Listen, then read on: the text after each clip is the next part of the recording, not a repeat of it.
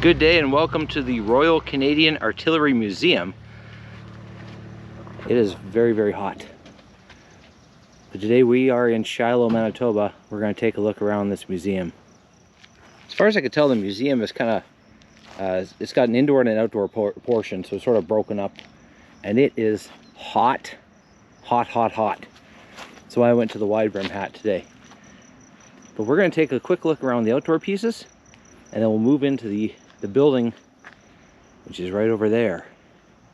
And thankfully it's air conditioned. So first we'll sweat a bit out here, then I'll show you what's inside. So this museum was started in the 60s, and basically it covers about 150 years of artillery history. So it goes back quite a ways. And apparently they also have pieces that are not strictly from Canadian military. They kind of got pieces from all over the place. Okay, so this guy mounted on the back of the truck, this is a Honest John rocket. MGR-1 Mobile Ground Surface Rocket was the first nuclear surface-to-surface rocket in service with the U.S. Army. Widely used by NATO from 1953 to 1985. It can also have high explosive and nerve gas warheads. Huh. This guy's an air defense and anti-tank system. It could fire at both ground and air targets. And this one was actually made by the Swiss. This is Switzerland's design. Well, you can see it's got like a little radar unit on top. Now I don't know how to pronounce that, so I'll just zoom in on this a little bit. Howitzer, I can say. Akatsiya? Self-propelled howitzer was developed by the Soviet Union. Well, that's why I can't pronounce it. In 1967.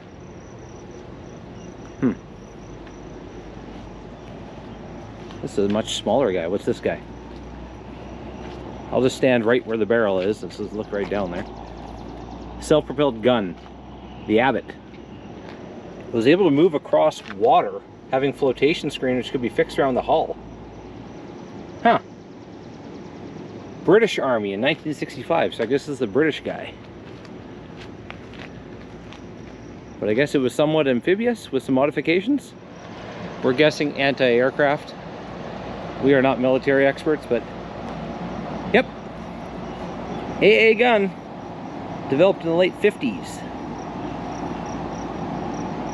Oerlikon? An Oerlikon 35mm. One of the most widely used modern anti-aircraft guns. So I'm guessing like the tires fold up for transport and it just squats down to fire.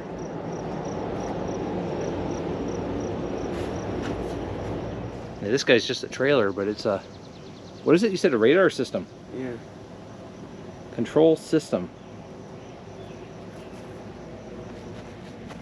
Well, this is a little more recent, from 89 to 2005. Primarily for air defense at 2 Canadian NATO airfields in Germany. Search and fire control radar function in 1 unit. Provided fire controls for 2 of those guns, those anti-aircraft guns. Okay. These radars were used by Argentine forces in the Falklands War, and captured examples were put in service in the UK.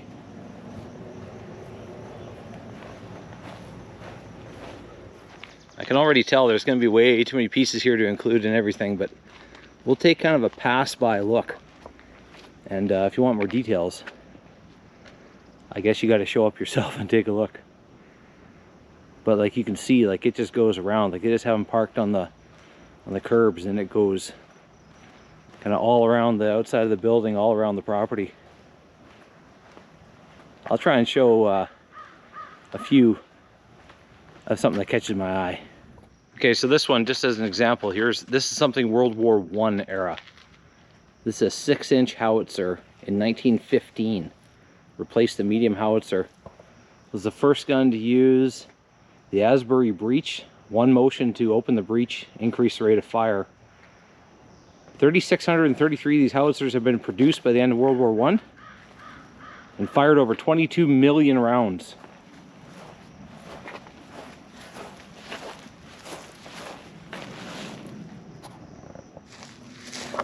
take a flyby of some of these, but there's a whole row of little guns over here.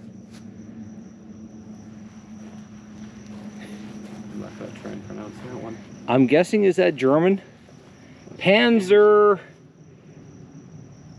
Abwehrkanone 40. I probably butchered that. I apologize to anyone that knows what this actually is, but produced in towed and self-propelled variants. Oh, it's an anti-tank gun. Okay. Principal German anti-tank gun of 1941 until the end of the World War II. That makes sense. What's this little guy? Anti-tank gun. Anti-tank again. It's very like, I would have thought Soviet. you'd need more. This is Soviet. Yeah, those two are German. Okay. Same era. World War II? Yeah. Soviet 45 millimeter. I'm getting a theme here. These are anti-tank guns. Yeah. 2-pounder firing anti-tank gun, the most powerful anti-tank gun in the world when it was introduced in 1937. Who made it? German? No. Yes. Accepted into British. British, but then captured examples of Dunkirk were put into German service. Okay. So it was a British design.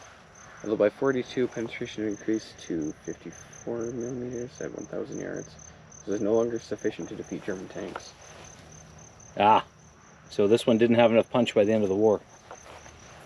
This one you can tell is like noticeably larger. Yeah. The British Army required infantry howitzer for direct fire against concrete structures such as pillboxes. This is a 95 millimeter infantry howitzer Mark II. So that's for taking out positions, I guess. Yeah. This is a weird looking one. The other one's all sort of laid down. This one's like almost sitting up on the wheels a bit higher. I'm not even going to try to pronounce that one again. In 1943, 10.5 centimeter light gun, model 1942, was designed for light and parachute operations. Oh, okay. Gun is recoilless. Oh. Okay. Oh, center area. So the result in a large firing signature known as a backblast. A danger area of 50 meters behind the gun. Mainly used in support of mountain warfare in Norway, Finland on the Eastern Front. Remained in service till 45. Yeah. So no recoil. So that's why it wasn't like squatted down with the big brace out the back, I guess? No. Huh. We had to clear everybody behind it. Yeah, don't stand there. Don't.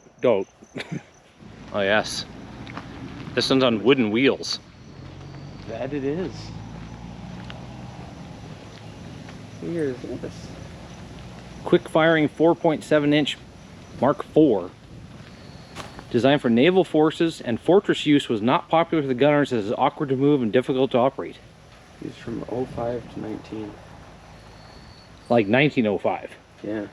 Yeah, look at it. You got the picture here. They got like 20 guys trying to drag this gun around.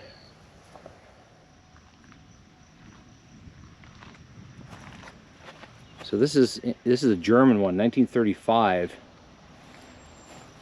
It was a principal heavy howitzer in German division of World War II, and it was the first gun to fire a rocket-assisted projectile in battle.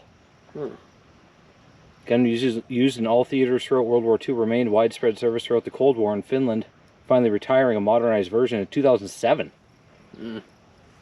Just for a while. So the range is a little over 13 kilometers, and the projectile is 43.5 kilogram projectiles. Yeah, this looks a little more modern. World War II. World War II again. Okay, I don't know anything. Standard Commonwealth medium gun during World War II. Commonwealth, okay. So that's us. First issue of Canadian. 42. 42. So later part of. Yeah. World War II. Half of the Canadian regiment overseas were equipped with this gun. The other half were equipped with the closely related 4.5 inch gun. The 5.5 was employed by Army artillery to conduct deep fire and counter bombardment. This was a medieval torture rack. No. Introduced in 44. Rakenwerfer. Rocket launcher. It's a rocket launcher? Yeah. I thought it was just something to carry ammo, and then several German Army rocket launchers used in World War II. Germany was forbidden to possess heavy artillery after World War I. Right. Rocket launchers, given the cover name of smoke projectors, were developed to get around this restriction. 44 cover name was no longer considered necessary. Well, no. Can fire 30-centimeter rockets. Huh. Or when using adapter rails as fitted in this example, 15-centimeter rockets. Huh. Load the rockets up in here. And you just let them go. Yeah, 1936, so this is between the two. Schneider quick-firing gun was introduced just before World War II. Made with rubber tires for towing by the French Army, with wooden wheels for horse-drawn troops by the Romanian Army. Huh. So this is the this is the deluxe model. It's got rubber tires. Reconnaissance. Yeah, I want to know what the Mickey Mouse wagon is here. GL3 radar. Number 3 Mark I accurate position finder. Was the fire control component of the Canadian gun laying 3 radar system. Okay. So it received the approximate range and bearing of incoming targets and provided accurate measurements of the range, bearing, angle of each target to aircraft to the direct fire troop of 4 3.7-inch heavy anti-aircraft guns. Just like the other system, I guess this trailer was like feeding information, then the surrounding anti-aircraft guns would open fire on the incoming planes. And what's this guy? This guy looks like something. Well, it's got a hitch, so it must be towed, but I don't see any wheels or anything on it. Anti-aircraft gun, developed in '38. Carriage was designed with a remote power control. Okay, so allowing the predictor or radar to control the traverse and elevation of the gun, allowing the gunners to concentrate on setting fuses and loading ammunition. Okay.